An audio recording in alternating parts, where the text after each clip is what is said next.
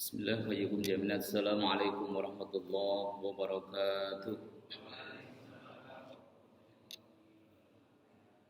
Alhamdulillah wa kafa wassalatu wassalamu ala rasul mustafa wa ala alihi wa ashabihi wa man ihtada faqad qala ta'ala ya ayyuhalladzina amanu taqullaha wa qulu qawlan sadida yuslih lakum a'malakum wa yaghfir lakum dhunubakum wa may yuti'illah wa rasulahu faqad faza fawzan 'azima. Qala Rasulullah sallallahu alaihi wasallam ittaqillaha haitsuma kunta wa atbi sayyi'atal hasanata tamhuha wa khaliqin nas bi khuluqin hasanin. Hadirin jamaah salat subuh Masjid Baitul Haq yang dirahmati Allah Subhanahu wa taala. Alhamdulillah, puja dan puji syukur mari senantiasa kita panjatkan kepada Allah atas karunia-Nya yang sampai dengan saat ini masih memberikan nikmat-Nya yang kalau kita mau menghitung-hitungnya niscaya tidak akan mampu menuntaskannya. Demikianlah yang Allah tegaskan, wa in ta'uddu ni'matallahi la tuhsuha. Kalau kalian mau menghitung-hitung nikmat Allah, niscaya tidak akan mampu menghindarkannya. Di antara nikmat tersebut, Allah masih memudahkan kita untuk melangkahkan kaki dan kemudian beribadah kepada Allah Subhanahu wa taala. Semoga ibadah-ibadah kita diterima oleh Allah Subhanahu wa taala. Amin Allahumma amin. Jamaah sekalian rahimakumullah, di antara nikmat juga Allah mudahkan kita untuk duduk dalam majelis ilmu yang fadilahnya tak berbilang, begitu besar, begitu banyak. Salah satunya ditegaskan oleh Nabi sallallahu alaihi wasallam, man salaka tariqan yaltamisu fihi ilman sahalallahu lahu tariqan ilal jannah. Barang siapa yang melangkahkan kaki berusaha untuk mendapatkan ilmu Allah Subhanahu wa taala, maka Allah akan mudahkan baginya jalan menuju surga. Semoga duduk kita pada kesempatan kali ini menjadi sarana untuk dimudahkannya kita semuanya dimasukkan ke jannah Allah Subhanahu wa taala. Amin. Jamaah sekalian rahimakumullah, tema yang akan kita bahas pada kesempatan kali ini adalah hati-hati.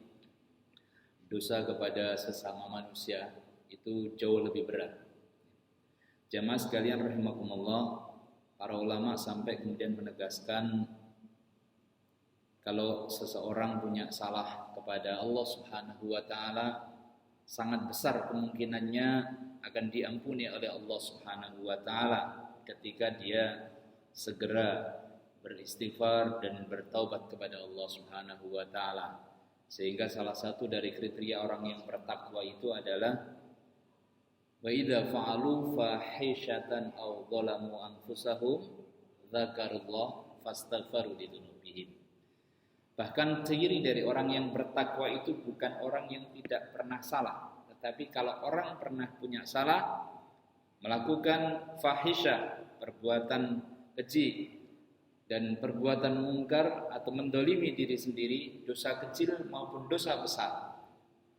Bahkan dosa yang ditegaskan oleh Allah Subhanahu wa taala tidak akan diampuni, yakni dosa syirik. Tetapi ketika dia segera zakarullah, ingat Allah, fastaghfiru lidzunubihim, minta ampun kepada Allah Subhanahu wa taala, kaidah pentingnya Allah pasti akan mengampuninya. Ketika seorang bertaubat dengan taubatan nasuha, ketika seorang segera beristighfar kepada Allah Subhanahu wa taala. Karenanya jamaah sekalian rahimakumullah, lanjutan penegasan dari para ulama berdasarkan ayat Allah dan hadis-hadis Nabi sallallahu alaihi wasallam, sebaliknya ketika seseorang punya salah kepada sesama, kepada manusia, maka itu tidak bisa ditebus hanya dengan mohon ampun kepada Allah.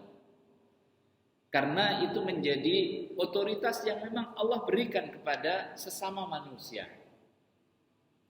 Sehingga kalau orang bertobat kepada, dia salah kepada manusia, dia tobat kepada Allah, maka kata Allah, selesaikan dulu urusanmu dengan sesama manusia.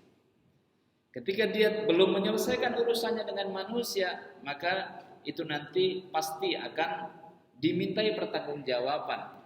Kalau tidak di dunia, maka pastinya nanti di akhirat akan dimintai pertanggungjawaban. Demikianlah penegasan dari para ulama, sehingga para ulama menegaskan dosa kepada manusia itu jauh lebih berat dibandingkan dengan dosa kepada Allah Subhanahu wa taala. Seorang tabi'in mengatakan, aku lebih baik membawa dosa 1000 dosa kepada Allah dibandingkan dengan 1 dosa kepada manusia yang belum tertuntaskan di dunia. Hal ini jamaah sekalian rahimakumullah, banyak beberapa hadis. Di antaranya kita bisa mengambil hadis yang sangat masyhur riwayat Imam Muslim ketika Rasulullah SAW ada di hadapan para sahabat. Beliau bertanya, "Atadruna mal muflis?" atau "Atadruna manil muflis?" Tahukah kalian siapakah orang yang bangkrut? Kira-kira kalau jamaah ditanya siapa orang yang bangkrut, jawabnya apa, Pak? Orang pernah punya bisnis, bukan hanya tidak untung, tetapi modalnya katut, begitu ya. Ini termasuk orang bangkrut ya. Nah, kalau jawaban Bapak Ibu sekalian seperti itu, nampaknya kualitas Bapak Ibu sekalian sama dengan sahabat. Ya. Karena para sahabat menjawab ketika ditanya oleh Nabi, siapakah yang disebut dengan orang yang bangkrut? Al-muflis. Qalu al-muflisu fina man la dirham lahu wala mata. Begitulah kata sahabat. Orang yang bangkrut menurut kami, kata para sahabat, adalah orang yang enggak punya dirham, enggak punya duit, wala mata, dan enggak punya kekayaan. Apa saja, investasi dan macam-macam enggak punya. Itulah orang yang bangkrut. Berarti kalau Bapak Ibu sekalian jawab siapa orang yang bangkrut, macam-macam tadi, masalah duniawi, nah kualitasnya kayak sahabat dalam bab ini. Tetapi kata Nabi sallallahu alaihi wasallam, Rasul menyatakan bukan itu yang saya maksud. Innal muflisa min ummati, sesungguhnya orang yang bangkrut di kalangan umatku, man ya'ti yaumal qiyamah bi sholatin wa siyamin wa zakatin. Orang yang datang di hari kiamat membawa pahala salat, pahala puasa, pahala zakat. Berarti ini ibadah salat, puasa, zakatnya diterima atau tidak, Pak? Oleh Allah, diterima. Karena sudah mendapatkan pahala dari Allah Subhanahu wa taala. Dan tentu besar pahala puasa, salat, puasa, zakat dan ibadah-ibadah mahdoh yang lainnya telah didapatkan oleh orang tersebut di hari kiamat, telah dibawa.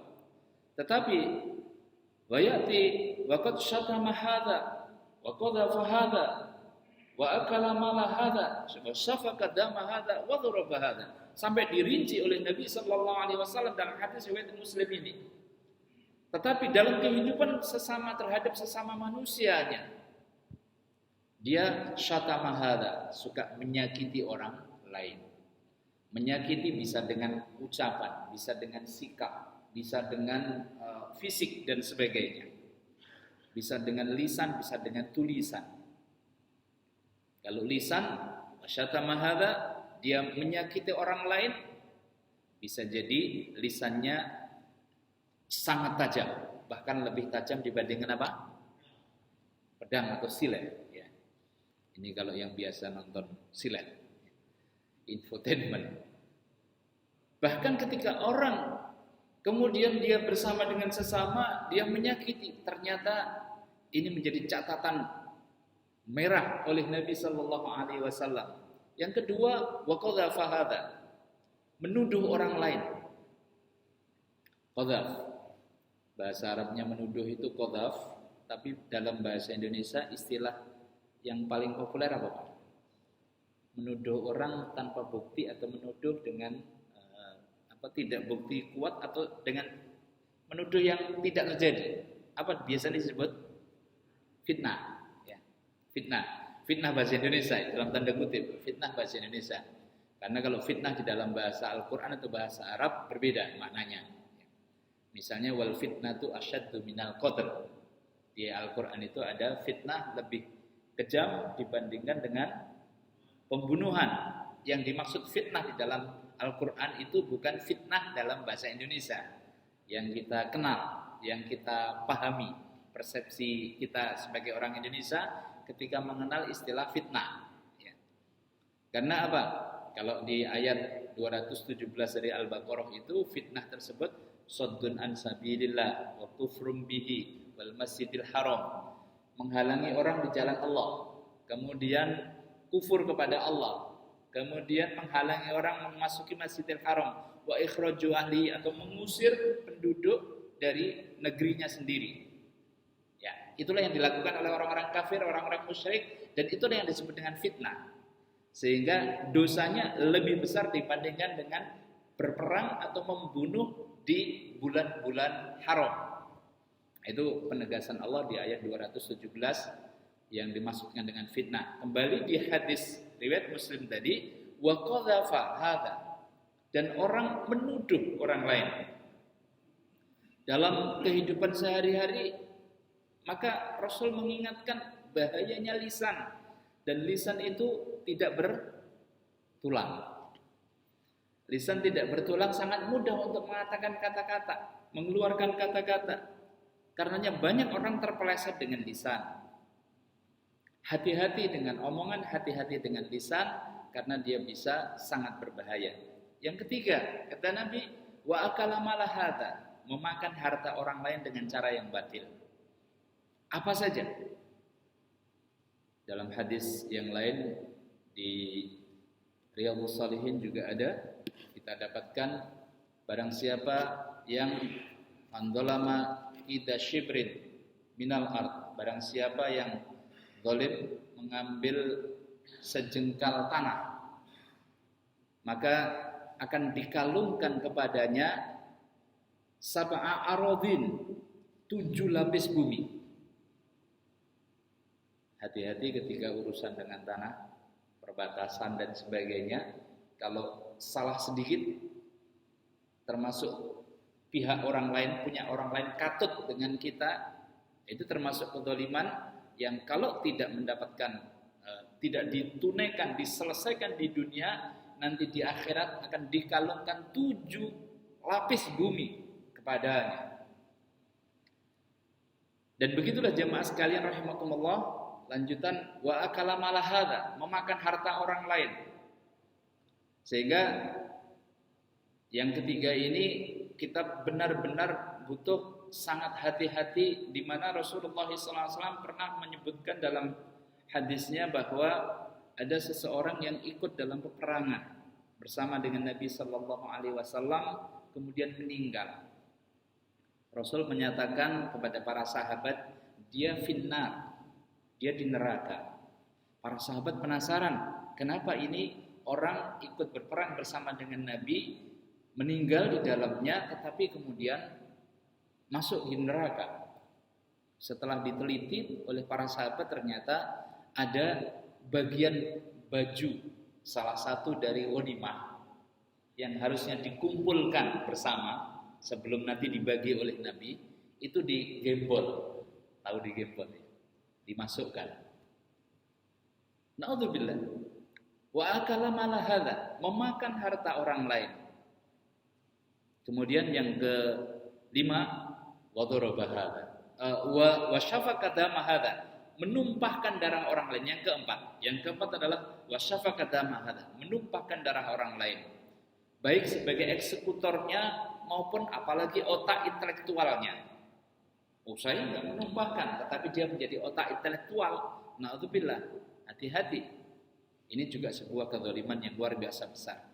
Eksekutornya ataupun otak intelektual di belakangnya.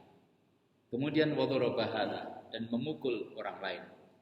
Nah, jemaah sekalian rahimakumullah, hadis riwayat Imam Muslim ini bahkan Rasulullah merinci 5 model kezaliman yang kemudian keputusan Allah Subhanahu wa taala kemudian wayati hasanatu min hasanati, kebaikan orang tersebut, pahala apa tadi Pak Bu? Pahala salat, puasa, zakat, pahala-pahala amal soleh, pahala-pahala hablum minallahnya, pahala-pahala ibadah-ibadah mahdhahnya, yang itu sudah dia dapatkan, yang itu tentu besar. Tetapi jamaah sekalian rahimakumullah, kemudian diambil hasanat ini, kebaikan-kebaikannya ini untuk membayar kepada orang-orang yang terzalimi. Kalau misalnya orang berinteraksi atau mungkin dia seorang pemimpin, di bawahnya ada sekian ribu tanggung jawab orang-orang di bawahnya, atau bahkan mungkin skala kepemimpinannya lebih tinggi lagi, tentu kemudian sekian puluh ribu atau kemudian na'udzubillah sekian juta misalnya. Maka bisa jadi orang-orang yang terdolimi tersebut kemudian didatangkan oleh Allah Subhanahu wa Ta'ala dan antri untuk mendapatkan keadilan. Kalau di dunia belum dituntaskan, maka jamaah sekalian rahimakumullah, maka di akhirat kemudian mereka akan antri. Dan keputusan Allah Subhanahu wa Ta'ala adalah kebaikannya dipakai untuk membayar semua kezaliman yang dia lakukan atasnya, atas sekian banyak orang. Begitu sudah habis kebaikannya, ternyata yang antri masih.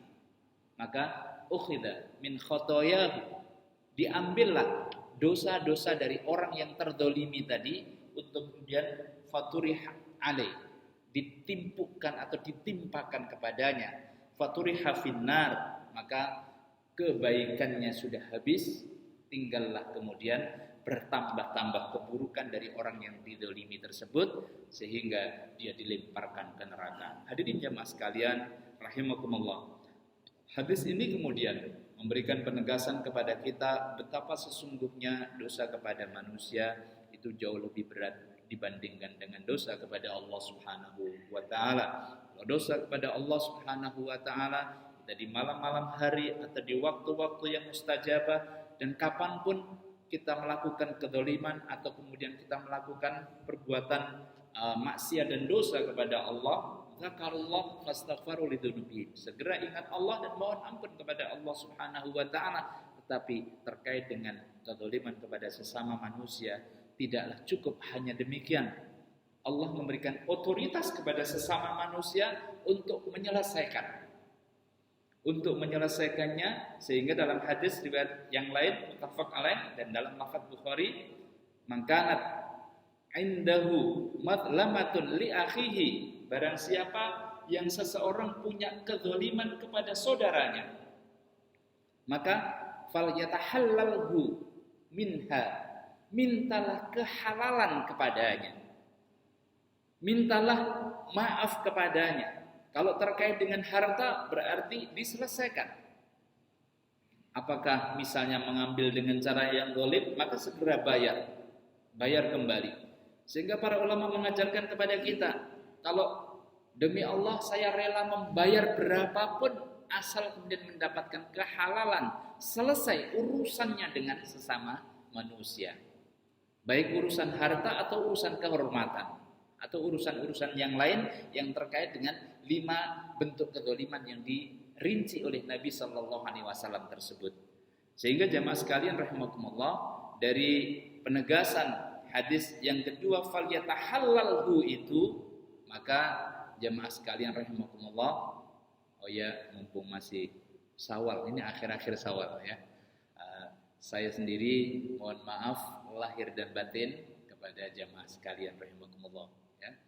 Taqabbalallahu minna wa minkum minal aidin wal faizin. Semoga kita semuanya diampuni ya, dimaafkan ya jamaah sekalian rahimakumullah ya. Falyatahallalhu, benar-benar kepada siapa saja kita pernah berinteraksi, pastikan untuk mengevaluasi berbagai macam kemungkinan kezaliman yang pernah kita lakukan dan kita benar-benar minta maaf, kita minta dihalalkan dan kita minta untuk diselesaikan. Dan pastinya kita juga harus, kalau masalah harta kita harus membayarnya, kalau masalah kehormatan pun demikian, kita juga harus minta kehalalannya. Jemaah sekalian rahimakumullah, terkait dengan itu ada satu kisah yang saya ambil dari kitabnya Imam Al-Ghazali, At-Tibrul Masbuk fi Nasihatil Muluk, mutiara-mutiara emas yang utama dalam nasihat, memberikan nasihat kepada para raja, itu kitab beliau. Nah, salah satu kisah di kitab tersebut ada kisah ketika Nabi Musa bertanya kepada Allah Subhanahu wa Ta'ala saat beliau di Bukit Tursina. Itu Nabi Musa bertanya kepada Allah, "Ya Allah, tolong tunjukkan kepadaku bagaimana keadilan Allah Subhanahu wa Ta'ala." Ini pertanyaan Nabi Musa ini kalau kita ambil mirip dengan pertanyaan Nabi Ibrahim kepada Allah Subhanahu wa Ta'ala, "Kaifa tuhyil mauta?" Ya Allah, bagaimana tunjukkan kepadaku bagaimana cara engkau menghidupkan yang mati. Kalau Nabi Ibrahim disuruh apa Pak? Disuruh membelah burung menjadi 4 bagian dan ditaruh di 4 bukit yang berbeda. Nah itu ditanya oleh Allah, apakah engkau tidak beriman? Ya, bukan demikian. Saya sangat beriman, saya sangat yakin, tetapi untuk ditma'innil qulub, ya, untuk menguatkan dan mengokohkan keyakinanku, menenteramkan hatiku. Nah, begitulah Nabi Musa bertanya kepada Allah Subhanahu wa taala, dan kemudian Nabi Musa disebut oleh para ulama sebagai kalimullah, nabi yang langsung diajak berkata-kata oleh Allah Subhanahu wa taala, berkata dengan langsung tanpa perantara malaikat. Sehingga ketika Nabi Musa bertanya kepada Allah tentang keadilan tersebut, Allah Subhanahu wa taala menegaskan, engkau tidak akan sabar. Saya akan berusaha sabar, ya Allah. Akhirnya kemudian Allah Subhanahu wa taala perintahkan kepada Nabi Musa, baik kalau demikian pergilah kau di satu sumber mata air. Ada sumber mata air, perhatikan saja di sana. Setelah itu, maka kemudian Nabi Musa mendatangi mata air tersebut, dan di tempat yang agak jauh dia melihat apa yang terjadi di mata air tersebut. Tidak lama setelah Nabi Musa mengamati, datanglah seorang penunggang kuda. Seorang penunggang kuda, dia datang di tempat tersebut untuk memanfaatkan air tersebut. Di situ disebutkan berwudu, kemudian sholat dan sebagainya. Nah, setelah selesai urusan maka pergi. Tetapi ada tasnya yang tertinggal. Ada kotaknya, kantongnya yang tertinggal. Dan kantong itu berisi kepingan emas, dinar. Setelah kemudian penunggang kuda tadi pergi, Nabi Musa bermaksud untuk memanggilnya, mengingatkan, tetapi dia ingat perintah Allah hanya untuk mengamati. Segera berlalu si penunggang kuda, tidak lama kemudian ada anak kecil datang. Anak kecil ini datang mengambil kebutuhan air, tapi kemudian dia melihat ada kantong yang tertinggal di situ. Ya, karena anak kecil diambil saja, gitu. Diambil saja. Nabi Musa sempat mau mengingatkan, jangan ambil, ya. Tetapi kemudian anak ini segera berlalu, dan Nabi Musa ingat dia hanya untuk mengamati saja. Setelah itu kemudian pergi, ya. Si anak kecil datang lagi, ada orang tua buta. Orang tua buta, dia datang memanfaatkan air tersebut, kemudian setelah itu wudu, kemudian sholat, ya, dengan syariatnya pada waktu itu. Nah, pada saat selesai sholat itu, kemudian ternyata sang penunggang kuda baru sadar kalau ada kantongnya, tasnya yang tertinggal. Datanglah kembali ke situ. Ketemu dengan siapa, Pak? Ketemu dengan orang tua yang buta tadi. Maka pastinya kemudian dia kan datang kembali ke situ mencari kantongnya, mencari tasnya, mencari kantongnya yang ada uangnya 1000 dinar, begitu besar. Nah, jamaah sekalian rahimakumullah, pastinya kemudian si penunggang kuda ini bertanya karena dilihat nggak ada, maka wahai bapak ngambil uang saya ya, ngambil kantong saya ya, yang isinya uang. Kata si orang tua tadi, wahai anak muda atau wahai anda yang melihat saya, ya, saya ini orang buta. Bagaimana mungkin saya melihat? Saya juga nggak melihat dan saya tidak mengambil. Enggak. Kemudian ada bersentikan, ya, dan si penunggang kuda ini karena ini harta luar biasa banyak, ya, dan yang dimiliki olehnya yang dibawa yang ketinggal, dia cari-cari nggak ada, maka kemudian akhirnya dia tetap berkeyakinan bahwa si bapak ini yang mengambilnya, dan emosinya tidak terkendali, akhirnya dibunuh orang tua ini. Nah, Nabi Musa yang melihat, kalau bapak-bapak yang melihat begitu kira-kira gimana, Pak? Ini ada kezaliman apa enggak? Ada kezaliman? Ada kezaliman. Apa yang terjadi? Yang terjadi adalah ada pencurian dalam tanda kutip, ya, atau juga pembunuhan, ya. Ini troublemaker-nya siapa, Pak? Kira-kira kejadian ini. Dari kejadian ini troublemaker-nya siapa? Atau orang yang pantas disalahkan siapa, Pak? Siapa? Anak kecil. Anak kecil troublemaker-nya. Namanya anak kecil, Pak. Namanya anak kecil. Dia nggak kena hukum. Ya. Belum balik. Atau penunggang kuda yang membunuh sembarangan. Betul? Ya. Atau orang tua. Orang tua ada salahnya kan nih? Orang tua ada salahnya? Gak ada.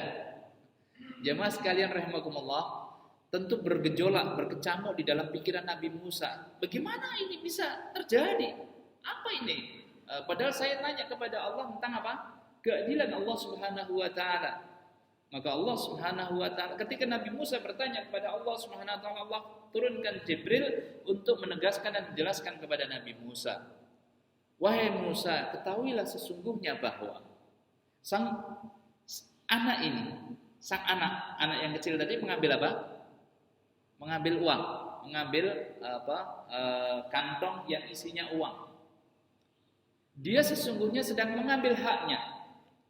Dan begitulah cara Allah Subhanahu wa taala memberikan kepada anak tersebut haknya. Bahkan ini di dunia, masih di dunia. Kenapa memang? Karena ayah dari anak tersebut adalah seorang pegawai, seorang karyawan yang sudah bekerja cukup lama dan tidak digaji atau tidak mendapatkan gaji yang sebenarnya, yang selayaknya. Dan jumlah gaji yang harusnya dia terima itu kebetulan dalam tanda kutip qadarullah, ketentuan Allah Subhanahu wa taala, persis seperti jumlah yang ada di kantong yang diambil oleh anak tersebut. Dia adalah gaji dari ayahnya yang meninggal, yang sudah bekerja. Dan dia, ayahnya ini adalah pekerjanya atau karyawannya si penunggang kuda. Jadi Allah Subhanahu wa taala yang menggerakkan penunggang kuda tadi untuk membawa uang dan jumlahnya persis seperti gaji yang harusnya dia bayarkan kepada karyawannya. Sementara karyawannya sudah meninggal. Maka cara Allah Subhanahu wa taala, dibuatlah kantong uang yang jumlahnya harus dia bayarkan kepada karyawannya yang sudah meninggal dulu itu jatuh atau ketinggalan di mata air, dan di situ pula Allah gerakkan anak dari sang karyawan tersebut untuk mengambil haknya. Lantas hubungannya orang tua yang segera dibunuh tadi gimana, Pak? Dan ternyata si orang tua tadi itu terbunuh itu oleh orang tuanya anak. Si orang tuanya anak tadi itu terbunuh oleh orang tua yang dibunuh oleh sang penunggang kuda tadi. Demikianlah keadilan Allah Subhanahu wa taala. Untuk satu peristiwa saja bisa jadi Allah Subhanahu wa taala menggerakkan 3 orang atau mungkin 4 orang atau bisa jadi ratusan orang untuk satu peristiwa untuk menegaskan dan menegakkan tentang keadilan Allah Subhanahu wa taala, dan itu bisa jadi dibayarkan keadilan itu di dunia atau kemudian kalau tidak pastinya kemudian ada keadilan di akhirat.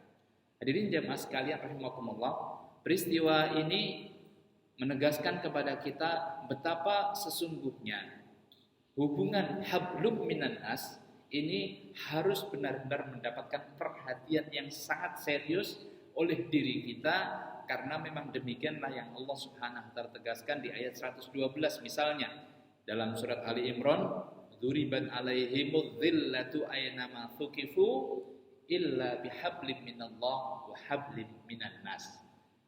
Manusia akan ditimpa kehinaan kecuali dia dimanapun berada, kecuali dia meneguhkan dan membenarkan, meluruskan hubungannya dengan Allah Subhanahu wa taala dalam iman dan amal soleh kita.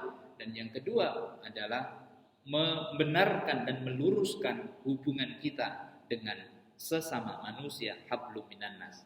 Dalam kaitan dengan hablum minan nas ini jemaah sekalian rahimakumullah, kalau kita sederhanakan ada tiga level penting. Level yang paling mendasar, dan ini tidak boleh kita lewati kecuali harus kita tuntaskan kalau kita tidak ingin rugi, terutama nanti di akhirat. Apa itu? Jangan zalim. Jadi yang paling mendasar, yang paling bawah dalam rangka memperbaiki hablum minan nas kita adalah jangan zalim. Demikianlah yang Rasul tegaskan, ittaqu dzulma fa inna dzulma dzulumatu yaumil qiyamah. Takutlah kalian terhadap kezaliman, sebagaimana tadi hadis-hadis yang sudah kita baca, karena kezaliman itu akan menjadi kegelapan di hari kiamat. Kegelapannya bisa kita baca tadi di hadis itu bisa menguras habis pahala seseorang dan bahkan kemudian menambahkan dosa-dosa.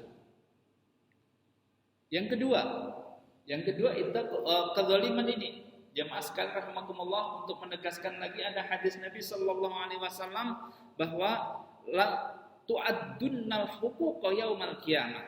Pasti akan dituntaskan dan ditunaikan seluruh hak kepada yang berhak nanti di akhirat.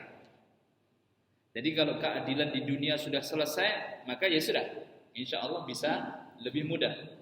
Tetapi kalau kemudian belum tuntas dalam kaitan hablum minan nas kita di dunia, maka kemudian di akhirat pasti kemudian nanti akan ditunaikan. Lanjutan hadis Nabi sallallahu alaihi wasallam ini sampai kemudian kambing yang bertanduk itu nanti akan dikisos ya di hari kiamat besok dengan kambing yang tidak bertanduk. Jadi kalau ada di dunia kambing yang bertanduk nandukin kambing yang tidak bertanduk ya, maka ini pun nanti akan dikisos. Asyatil jalja ya ila satil qorna. Jadi kambing yang tidak bertanduk yang kemarin di dunia ditandukin itu, maka kemudian di akhirat akan dikisos. Dia berganti untuk menanduk kambing tersebut. Walaupun kalau kambing ya nanti akan setelah selesai dikisos itu akan menjadi debu, akan menjadi pasir. Maka di akhir dari surat Al-Mulk, surat An-Naba, di akhir dari surat An-Naba itu orang-orang kafir wa qalal kafiru ya laitani kuntu turoba ya. Itu karena dia melihat kambing setelah kezalimannya dibayar kisos itu nanti mereka semua akan menjadi pasir ya, akan menjadi debu. Nah, orang-orang kafir itu ya laitani kuntu turoba. Aduh, seandainya aku menjadi debu atau menjadi pasir seperti ini. Sehingga dia tidak mempertanggungjawabkan, tetapi tidak dengan manusia. Manusia nanti akan dipertanggungjawabkan, akan mempertanggungjawabkan seluruh amal-amalnya. Nah, jemaah sekalian rahimakumullah, saking adilnya Allah Subhanahu wa taala, memang begitulah keadilan Allah Subhanahu wa taala baik di dunia maupun di akhirat, apalagi nanti penuntasannya adalah di akhirat. Maka sebagaimana tadi kita sebutkan 3 hal utama yang harus kita perhatikan dalam meningkatkan atau meluruskan, membenarkan hablum minan nas kita. Yang paling dasar ini adalah jangan zalim. Sehingga kalau kita pernah berinteraksi dengan sekian banyak orang, mari kita evaluasi. Mari kita evaluasi di mana mungkin pernah ada kedzaliman yang kita lakukan. Benar-benar mintalah kita maaf kepadanya, mintalah untuk dituntaskan, dimaafkan, falyafu wal yasfahu ya. Minta maaf dan kemudian kalau kita pelakunya, kita mengevaluasi diri kita, maka minta maaf dan kemudian tunaikan haknya. Saya teringat dengan salah satu kawan SMA saya, udah lama nggak ketemu. Itu ketika ketemu kemudian ngasih uang. Ini uang apa? Gitu. Kata kawan saya, dulu saya pernah utang padamu. Utang apa? Zaman SMA Pak, neraktir. Jadi minta bayarin dulu ya, gitu. Sampai demikian. Ya waktu itu kan berapa lah gitu. Tetapi ini menjadi evaluasi bagi saya dan menjadi evaluasi bagi kita semuanya untuk apa? Untuk benar-benar fa'fu wal yasfaku, minta maaf dan kemudian minta keridhoannya. Nah, bagi kita kalau kita yang terdolimi, maka ingatlah hadis Nabi sallallahu alaihi wasallam ketika beliau menyebutkan kalau kalian mau tahu ahli surga, sebentar lagi akan ada yang datang kepada kalian. Maka lihatlah dia. Itu 3 hari Rasul berturut-turut menyebutkan demikian. Dan ternyata orang yang sama, orang Ansor, habis wudhu, airnya masih netes-netes, kemudian nenteng sandal. Ya. Penegasan hadis ini oleh para muhaddisin dijelaskan, ini orang secara ini nggak terkenal, bukan nggak terkenal, kemudian ya orang biasa nggak terkenal. Ya. Tetapi oleh Nabi disebutkan orang ini 3 kali berturut-turut dialah ahli surga. Maka Abdullah bin Amr itu penasaran sampai menginap ke rumahnya 3 hari. Begitu menginap 3 hari, amalnya biasa-biasa. Maksudnya biasa sebagaimana sahabat-sahabat, ya, bukan biasa kayak kita. Sehingga Abdullah bin Amr ini agak putus asa. Waduh, kok nggak ada data informasi yang spesifik terhadap orang ini, ya. Padahal disebut 3 kali oleh Nabi sebagai ahli surga. Ya. Maka kemudian setelah 3 hari menginap, batasnya demikian, maka kemudian pamit, ya. Nah, ketika pamit itu dia kemudian menceritakan, sebenarnya saya nggak ada masalah dengan ayah saya. Ya, kemarin saya alasan saja untuk bisa menginap di rumahmu, karena saya penasaran atas sabda Nabi Sallallahu Alaihi Wasallam, disampaikan hadis Nabi ini. Kata si orang tersebut, amalku ya seperti yang engkau lihat, ya. Tidak ada yang lebih dan tidak ada yang kurang. Ya. Maka ya sudah pamit. Begitu mau baru sebentar dipanggillah Abdullah bin Amr ini oleh orang tersebut. Dan ini cara Allah mengajarkan kepada kita, bukan orang yang sombong dan macam-macam, tetapi ini cara Allah mengajarkan kepada kita. Maka kemudian orang tersebut menyatakan bahwa mungkin ada amal yang engkau tidak perhatikan. Apa itu? Jadi setiap sebelum tidur saya melepaskan segala macam penyakit-penyakit hati, apakah itu hasad, kemudian benci dan sebagainya, dan termasuk memaafkan kepada sesama siapapun yang berbuat salah, maka tidak menunggu malam lewat. Jadi sebelum tidur dia sudah memaafkan. Nah, inilah kata Abdullah bin Amr, inilah yang menjadi sangat istimewa, yang menjadikan engkau disebut oleh Nabi sebagai ahli surga 3 kali berturut-turut. Jadi jamaah sekalian rahimakumullah, kalau kita pelakunya dalam kaitan jangan zalim ini, segeralah kita minta maaf dan kemudian menuntaskannya. Kalau kemudian kita yang terzalimi, maka segeralah kita ingat peristiwa atau karakter dari orang Ansor yang disebut oleh Nabi 3 kali berturut-turut sebagai ahli surga. Maafkanlah. Sehingga ketika orang, Masya Allah, banyak sekali orang-orang mulia itu, di antara cirinya adalah ketika orang berbuat salah kepadanya, sebelum yang bersangkutan minta maaf, dia sudah maafkan. Minimalnya enggak lewat hari, tidak lewat malam, sebagaimana sahabat Ansor ini. Hadirin jamaah sekalian rahimakumullah, ini tingkatan yang paling mendasar. Jangan zalim. Ittaqul zulma fa inna dzulma dzulumatun yaumil qiyamah. Kemudian yang kedua, di atasnya adalah berikan hak kepada yang berhak secara standar. Berikan hak kepada yang berhak secara standar. Jamaah sekalian, kalau ada orang mengucapkan salam kepada jamaah, Assalamualaikum, jawabnya gimana yang standar, Pak? Waalaikumsalam, ya. Waalaikumsalam. Assalamualaikum, jawabnya adalah waalaikumsalam. Itu yang standar.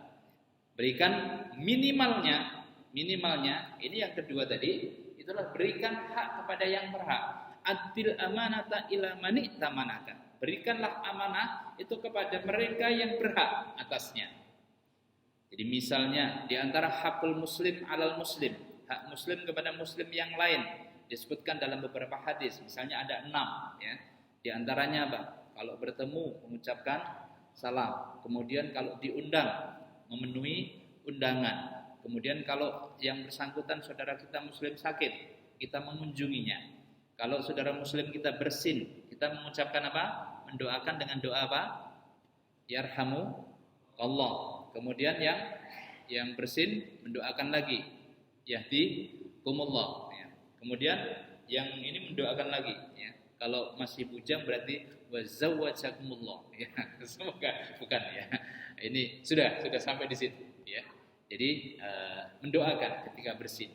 Dan kemudian ketika ada yang meninggal, saudara muslim kita meninggal, kita merawat jenazahnya. Nah, itu bagian dari hakul muslim alal muslim. Nah, ini yang kedua, level yang kedua, berikan hak kepada yang berhak. Sebagaimana juga ketika masuk level yang kedua ini dalam kaitan dengan hablum minan nas, di mana Rasul mengingatkan kepada kita bahwa kullukum ra'in wa kullukum mas'ulun an ra'iyati. Setiap kalian adalah pemimpin dan setiap pemimpin akan dimintai pertanggungjawaban.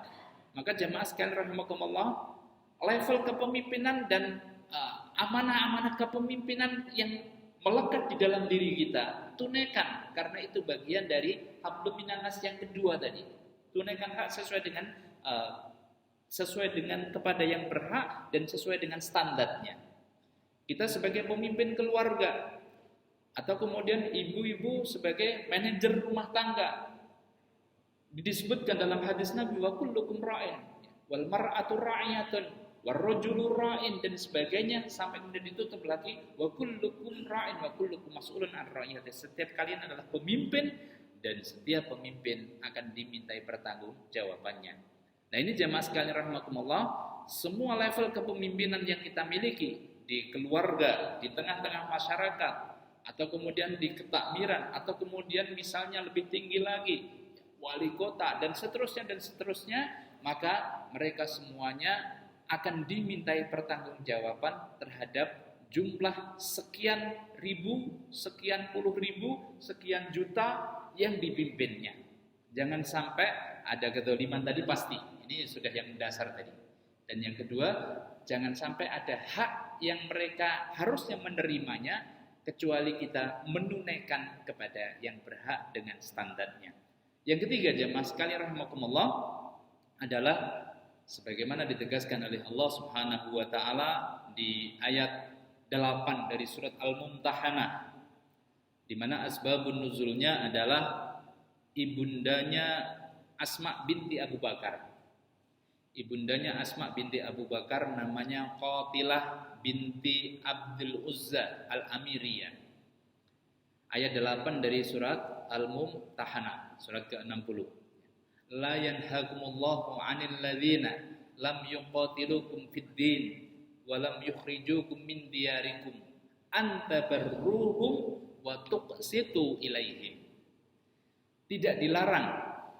Di antara mufassir menjelaskan maknanya adalah, salah satu maknanya adalah mafhum mukhalafah. Diperintahkan oleh Allah Subhanahu wa taala. Untuk apa? Antabarruhum wa tuqsitu ilaihim. Untuk berbuat baik kepada mereka-mereka yang tidak memerangi kaum muslimin, yang tidak memerangi kalian di dalam agama kalian dan tidak mengusir kalian dari negeri kalian. Jadi ibundanya ini masih musyrikah, masih kafir. Namanya Qatilah tadi, ibundanya Asma binti Abu Bakar. Jadi ibunya Asma sama ibunya Aisyah radhiyallahu anha itu berbeda. Kalau ibunya Aisyah radhiyallahu anha itu umur ruman, sudah muslimah sejak awal dan muhajirah. Kalau ibundanya Asma itu belum muslim. Nanti sampai akhir ketika mulai Fathu Mekah, itu semua keluarganya Abu Bakar sudah masuk Islam, termasuk ibundanya Asma ini. Tetapi pada masa di mana perjanjian Hudaybiyah itu Ummu Qatilah ya, ibunya Asma ini itu datang dalam rangkaian namanya orang tua, membawa hadiah datang dan seterusnya. Nah, Asma ini ragu untuk menerima. Wah, ini masih musyrik, kemudian kondisinya begitu, kemudian membawa oleh-oleh untuk menemui saja kan. Ini masalah akidah juga ya, masalah akidah pada waktu itu beliau ragu-ragu hingga akhirnya kemudian minta ditanyakan oleh Aisyah radhiyallahu kepada Rasulullah sallallahu alaihi wasallam. Bagaimana ini ada ibuku masih musyrikah, masih kafirah dan kemudian datang kepadaku, wahai Rasul, apakah saya temui dengan baik dan seterusnya, dan bagaimana dengan hadiah-hadiahnya? Hadirin jamaah sekalian rahimakumullah, sehingga oleh Nabi sallallahu alaihi wasallam beliau diam sejenak dan kemudian turunlah ayat ini. Turunlah ayat 8 surat Al-Mumtahanah yang menegaskan la yanhakumullahu 'anil ladzina lam yuqatilukum fid din wa lam yukhrijukum min diyarikum an tabarruhum wa tuqsitu ilaihim.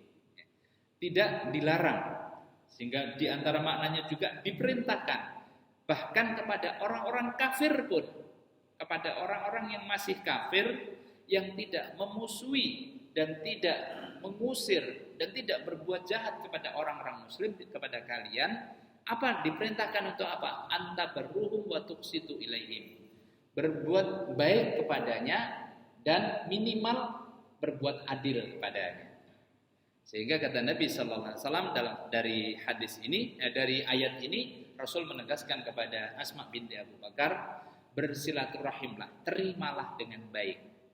Nah, kepada orang kafir saja itu diperintahkan untuk berbuat baik dan berbuat adil, maka jamaah sekalian rahimakumullah, apalagi kepada sesama muslim. Kadang-kadang sekarang ini, mohon maaf, ada perbedaan anak sama orang tua, perbedaan dalam tanda kutip, ya, beberapa perbedaan masalah pemahaman, agama dan sebagainya, itu sudah tidak berbuat baik, naudzubillah. Ya. Jangan sampai itu terjadi.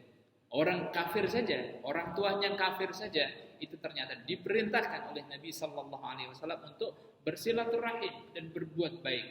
Nabi Ibrahim mengajarkan kepada kita, dan dalam asbabun nuzul kasusnya Asma ini tegas sekali. Allah SWT justru kemudian memerintahkan untuk melakukan dua hal. Dua hal yang sudah kita sebutkan tadi. Yang minimalnya adalah watuqsitu ilaihim, berarti memberikan hak kepada yang berhak.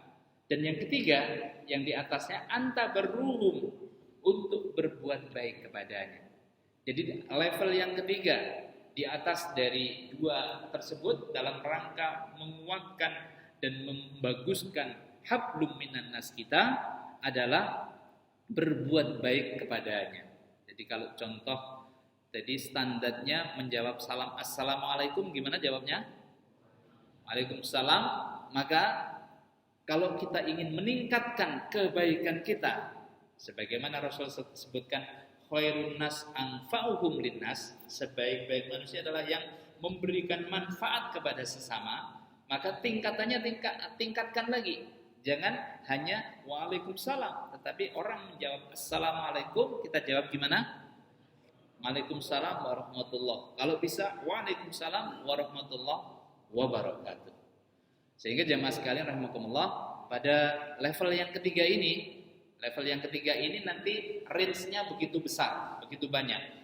Sesuai dengan kemampuannya, sesuai dengan kesungguhannya, sesuai dengan keinginan kita untuk memberikan manfaat kepada sesama, itu sebesar apa. Kalau tingkatan yang tertinggi itu terjadi pada seorang Ansor yang kemudian diabadikan keistimewaannya ini oleh Allah di surat Al-Hasyr ayat 9. Surat 59 ayat 9. Yakni wa yu'thiruna ala anfusihim walau kana bihim khasasa.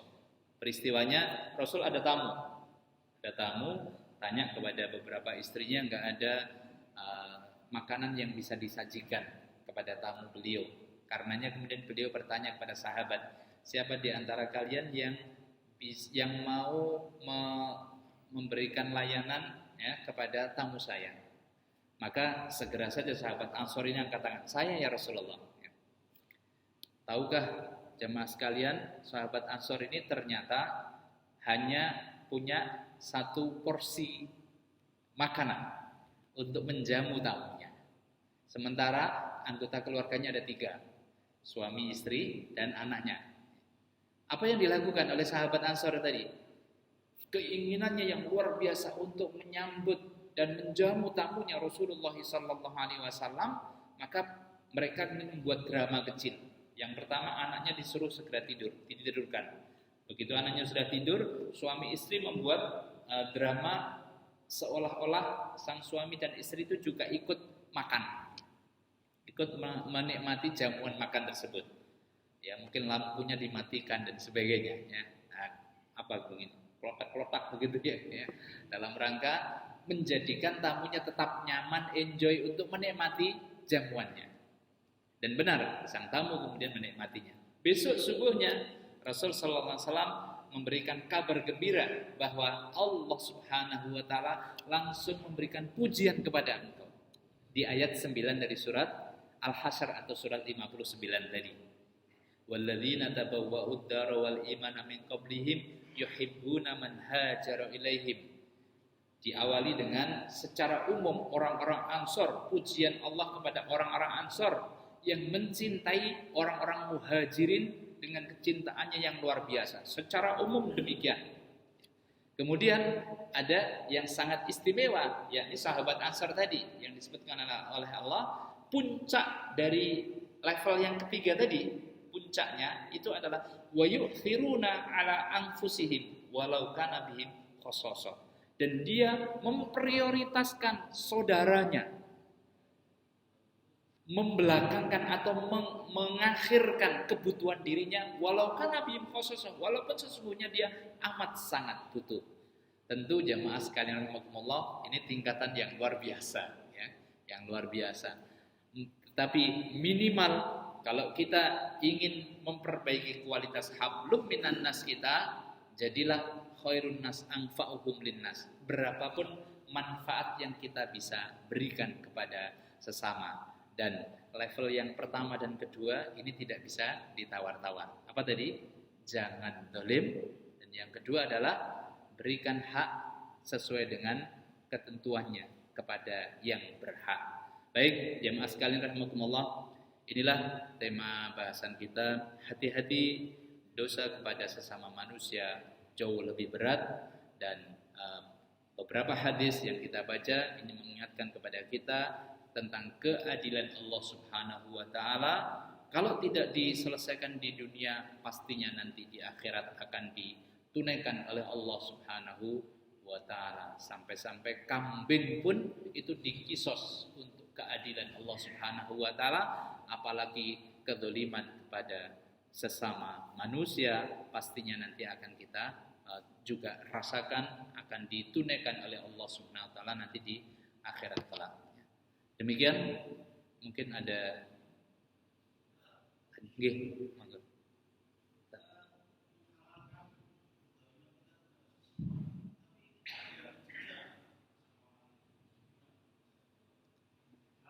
Baik, kehilangan jejak. Ini saya jadi ingat yang tadi teman saya SMA itu, dia lama sudah lama nggak ketemu, dan kemudian ketika ketemu itu segera ini. Artinya yang pertama yang mesti dilakukan adalah berusaha maksimal untuk mendapatkan tadi ya, menelusuri lagi jejak-jejaknya.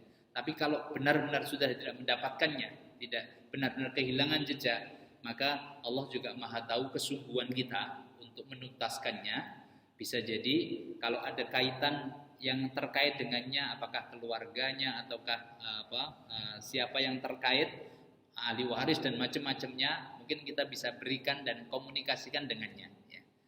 Tapi kalau tidak, masih lagi tidak lagi, maka Allah juga Maha tahu, ya sudah, kita bisa berikan. Misalnya kita ada kaitan dengan harta atau mungkin kaitan dengan kehormatan dan lain sebagainya. Kalau harta, maka ya sudah, kita bisa infakkan di yang mereka yang membutuhkan ya, dengan niat untuk membayar kezaliman kita ini. Allah Maha tahu. Tapi kan kesungguhan kita yang sangat dipentingkan. Ada riwayat yang cukup bagus disampaikan oleh Imam Al-Qurtubi dalam kitab beliau At-Tadhkirah. Satu kisah seorang orang kaya raya yang biasa menitipkan hartanya kepada seseorang. Nah, pada waktu beliau ini, si orang kaya ini mau umroh, kemudian beliau titipkan 1.000 dinar. 1.000 dinar banyak banget ya, banyak ya, kepada orang yang biasa dititipkan tersebut. Kemudian udah sampai menuntaskan haji umrohnya. Nah, begitu pulang haji, ternyata orang ini sudah meninggal. Orang yang dititipin ini sudah meninggal. Maka bagaimana 1.000 dinar nih, banyak ini. Akhirnya beliau cari informasi meninggal kemudian dan seterusnya, sementara nggak ada yang bisa didapatkan dari orang-orang tentang beliau itu. Akhirnya beliau nyari tanya kepada seorang, ini kisahnya masih di haji ya, masih di Mekah Madinah, beliau masih di Mekah Madinah. Ketika di Mekah dia bertanya kepada seorang syekh tentang kejadian tersebut. Maka dinasihatkan oleh syekh tersebut ya, coba kamu datangi sumur Zam-Zam. Pada waktu itu sumur Zam-Zamnya masih bisa ya. Maka kemudian dia datang ke sumur Zam-Zam ya, untuk memanggil orang tersebut. Kalau dia orang yang baik ya, kata saya tersebut, kalau dia orang yang baik maka dia akan menyaut ya, dia akan menjawab di situ. Maka ketika kemudian dia tanya ya, dia panggil di sumur Zam-Zam, nggak nyaut. Waduh, berarti bukan orang baik ini. Maka kata syekh tersebut datang lagi kepada syekhnya, dia nggak nyaut ya. Maka kemudian diminta untuk datang ke satu wilayah di luar Mekah ya, di luar Mekah, untuk kemudian memanggil di situ.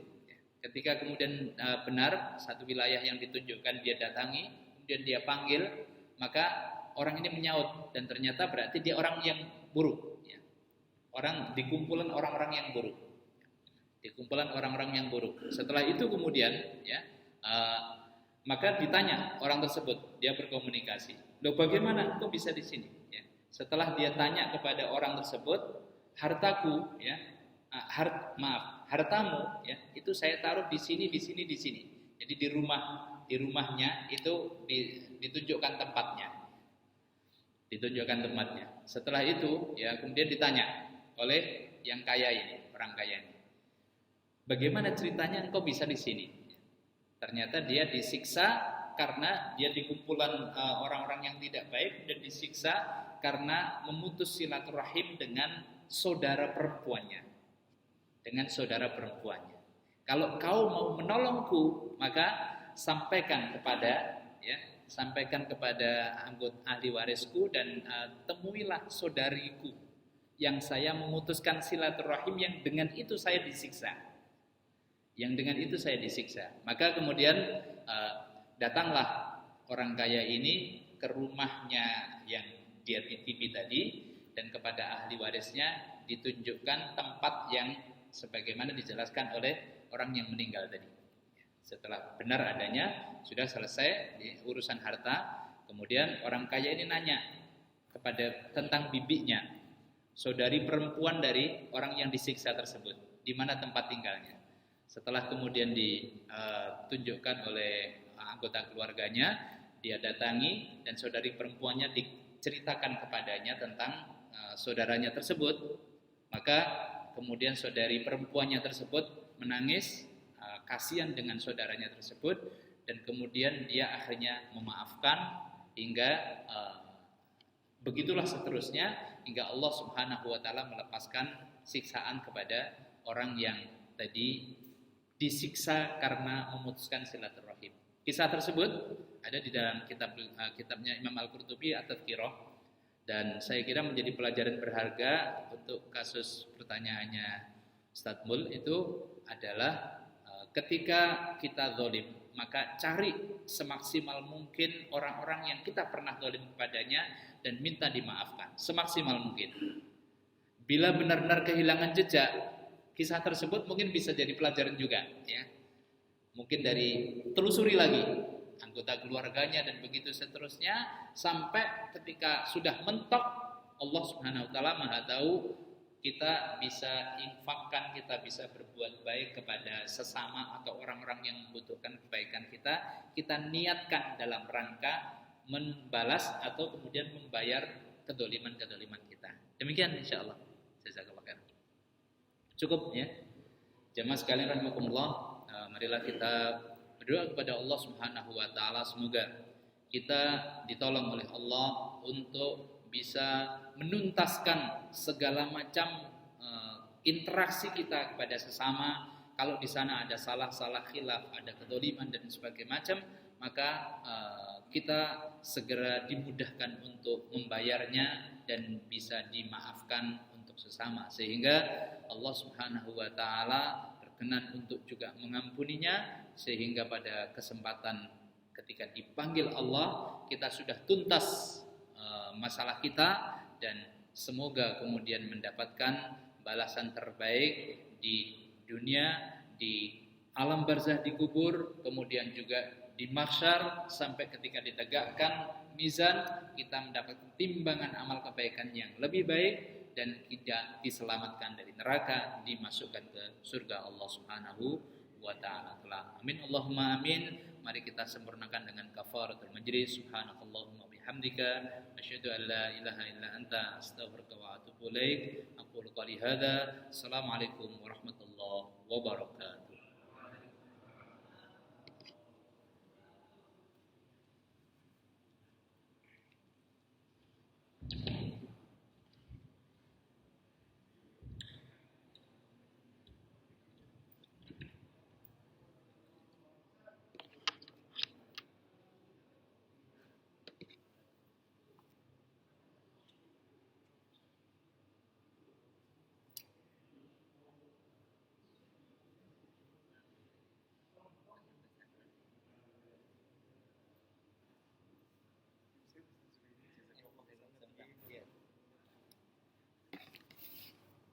Ini mati tapi masih rekam. Oh gitu. Cuma Iya, layarnya. layarnya enggak. Nah, ini masih rekam.